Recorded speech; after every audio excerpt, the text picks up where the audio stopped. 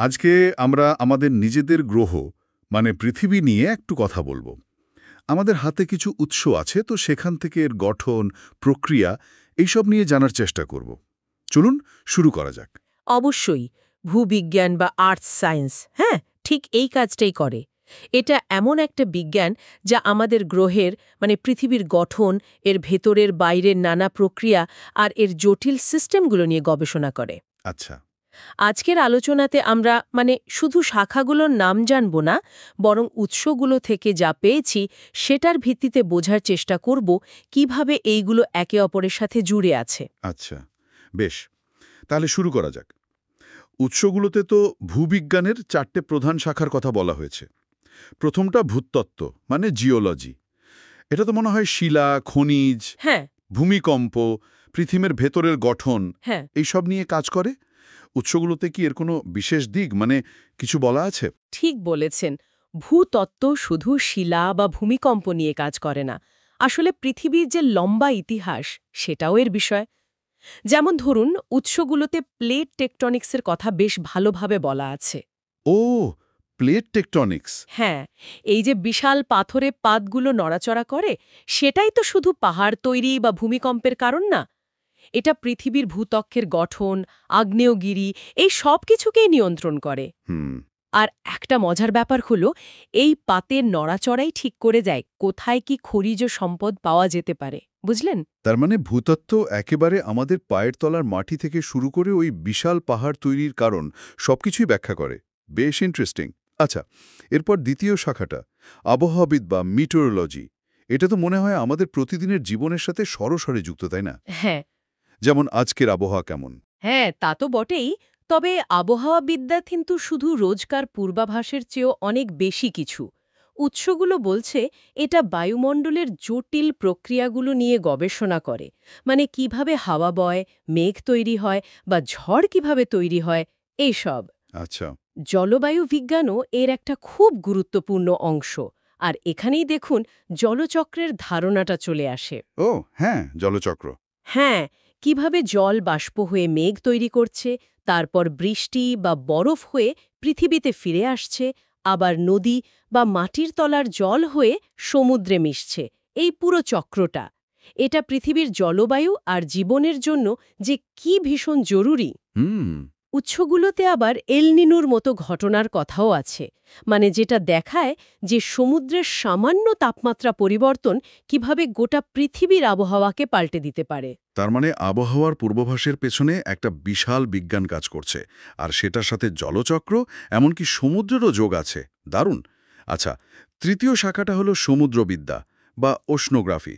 পৃথিবীর তো বেশিরভাগটাই জল, সেখানকার রহস্য তো কম হওয়ার কথা নয়। একদমই না। সমুদ্রবিদ্যা কিন্তু শুধু সমুদ্রের গভীরতা বা জলের তলার জীবন নিয়েই কথা বলে না। উৎসগুলো যেমন জোর দিয়েছে সামুদ্রিক স্রোতের ওপর। স্রোত, হ্যাঁ। হ্যাঁ, কিভাবে এই স্রোতগুলো পৃথিবীর বিভিন্ন জায়গায় তাপ ছড়িয়ে দিয়ে জলবায়ুকে প্রভাবিত করে। এছাড়া সমুদ্রের রসায়ন, মানে ধরুন লবণাক্ততা বা অ্যাসিডিফিকেশন, যেটা আবার গ্লোবাল ওয়ার্মিংয়ের সাথে যুক্ত। ও।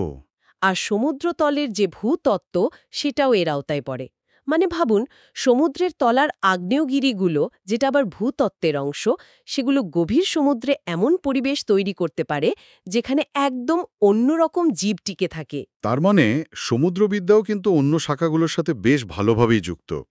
আচ্ছা, আর চতুর্থ শাখাটা অ্যাস্ট্রোনমি বা জ্যোতির্বিজ্ঞান, মানে যে অংশটা পৃথিবীকে প্রভাবিত করে সেটা কিভাবে কাজ করে? এখানে আসলে দেখা হয় মহাকাশের বিভিন্ন জিনিস বা ঘটনা কিভাবে আমাদের প্রাকৃতিক সিস্টেমগুলোকে প্রভাবিত করছে।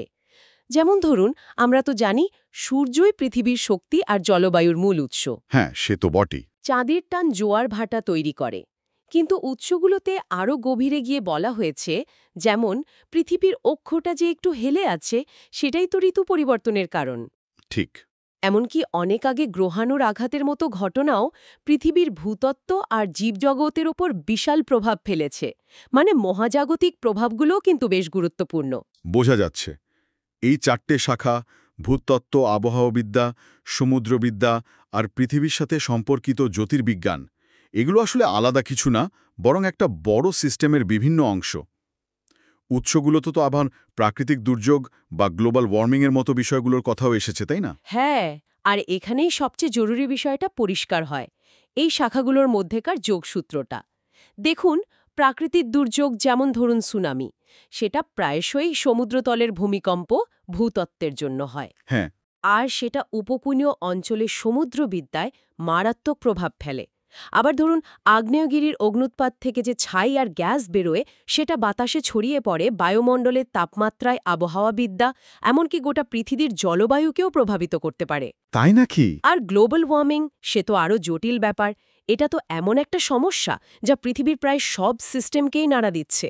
বরফ গলে সমুদ্রের জল বাড়ছে, সমুদ্রবিদ্যা ও আবহাওয়াবিদ্যা, আবহাওয়ার চরম রূপগুলো বাড়ছে, আবহাওয়াবিদ্যা, আর জীবজগৎ মানে ইকোসিস্টেমও পাল্টে যাচ্ছে।